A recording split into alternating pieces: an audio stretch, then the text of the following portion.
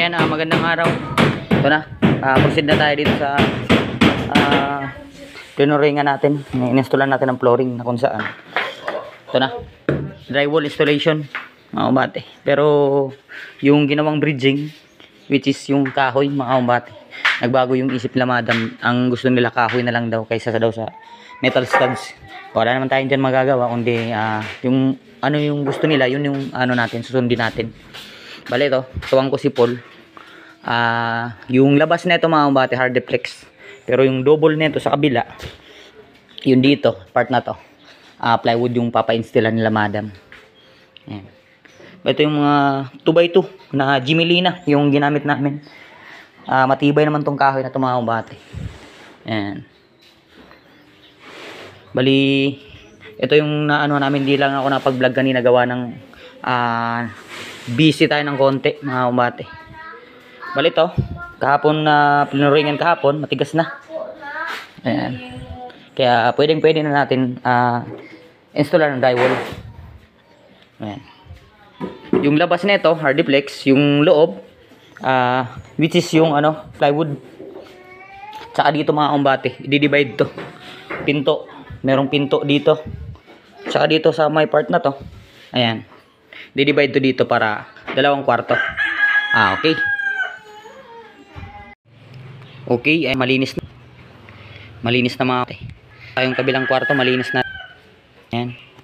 Ito talaga yung ina-achieve ko sa trabaho mga kumbate, na pagkatapos naming iwan yung isang proyekto kagaya nito o kahit ano pa yung proyekto na yan, basta pag gumagawa pa kami mga kumbate, hindi talaga kami naglilinis, pero pagkatapos talagang pinapalinis ko talaga yan sa tropa o ako mismo, nililinis ko yan. Bakit? Para maganda tignan sa mata, at saka yung may-ari maglilinis na lang sila, pang final na tinatawag.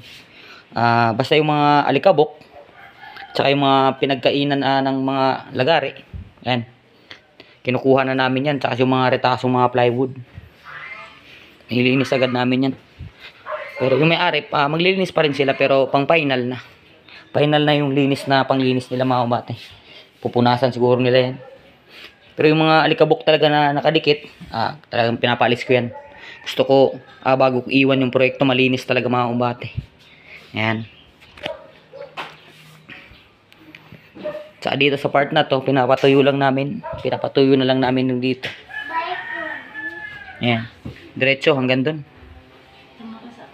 Pero talagang tapos na mga kumbate. Ayan. Ito yung isang patong ng hollow blocks na kung saan naiwan. Pagkatapos ng drywall, ayan, inismutan na natin diretso mga kumbate. Okay. Ganda na.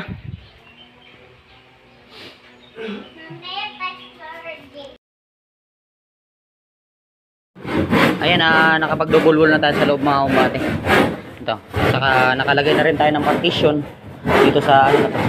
Yung labas nito, hard deflex, tapos na. Ito. Ito yung kabilang kwarto mga kumbate. Saka ito naman yung pangalawang kwarto. Ayan. Bali, kabilaan yan, double wall. Dito, tsaka sa may part ng dito, sa likod. Ayan. Yung ganap namin na kahoy, yung Jimelina. Matibay din tong kahoy na to mga kumbate. Katuwang ko dito si Paul, kung saan kami pinagtutulungan namin to. Ito ginamit pala namin dito mga kumbate sa pampako ng plywood, Hardenel. Pangpako ng ano, ng hard flex, pero pwede rin to sa plywood mga kumbate. Ayun, flat yung ulo niyan. Talagang walang ano talaga. Ayun. Mas maganda to o mainam tong gamitin sa mga katulad nito na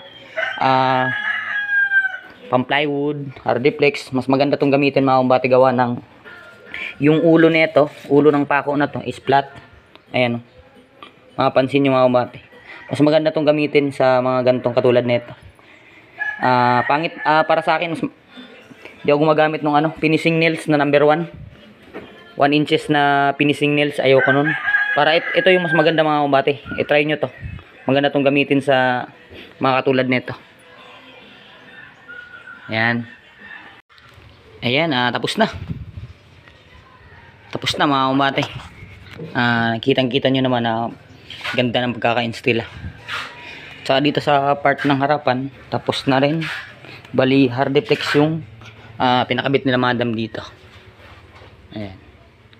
Tsaka dito sa kabilang kwarto, tapos na rin mga kumbate. Ayan, napakaganda. Bali, ang susunod namin dito, according sa sabi ni madam, ceiling. Tsaka dito, meron pa kami tinatapos mga kumbate gawa ng ito. Nilagyan natin ng semento. Smooth. Ayan, pinapalagyan ko ang pool. Saka dito sa may harapan, yung konti na yan. Ayan, yan lang yung tinatapos namin. Ayan. Smooth. Solid, semento, para makinis. Gawa nung dati daw, pinagtanggalan daw yan ng lababo. Dito daw yung lababo nila dati. Kaya sinabay na rin natin yung lagyan ng semento para makinis mga kumbate. Makapansin nyo rin mga kumbate yung hardenel na sinasabi ko. Ayun, talagang plat na plat. Wala ka masasalat mga kumbate. Ayan. Maganda talaga itong gamitin pagdating sa mga gantong klaseng trabaho o gantong klaseng kinakabit. Mapa hardiplex, mapa plywood. Maganda talaga itong gamitin mga kumbate. Ayan. Okay.